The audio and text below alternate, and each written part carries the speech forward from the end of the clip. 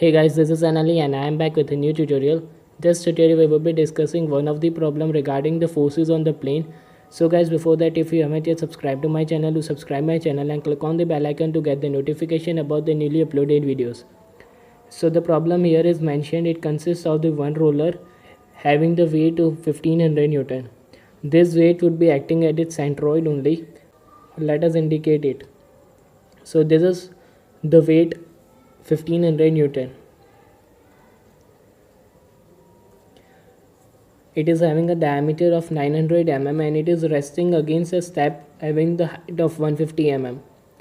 And this roller is to be taken up this step by applying this force P, which is inclined at an angle of 25 degree with the horizontal. We need to determine this value of the P and this point. We need to determine the reaction.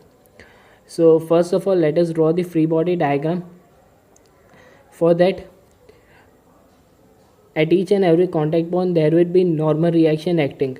So at this point there will be normal reaction. Let us indicate by R1. Let us name this point as A, and the reaction at this contact point would be somewhat like this. Okay, and let us name it as RA. This reaction RA would be passing through the center also.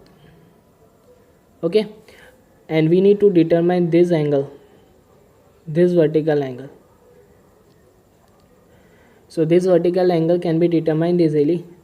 So let us draw this horizontal line.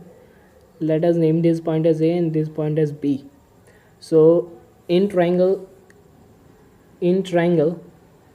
OAB, cos of theta equals to OB divided by OA, and OB is nothing but entire radius, that means 450 mm minus 150 mm, 450 mm minus 150 mm divided by OB, that means divided by OA, that means the radius, that is equals to 450 mm. Okay, so from this we can determine the value of theta, cos of theta. So cos of theta equals to 300 divided by 450. So from this, theta equals to cos inverse of 300 divided by 450, which is equals to 48.18 degree.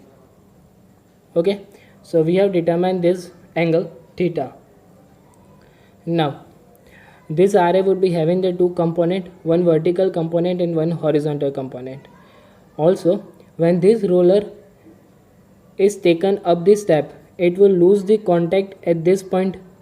Means if it is lifted up, then it will leave this contact point. Hence, at this moment, R1 would be equals to 0.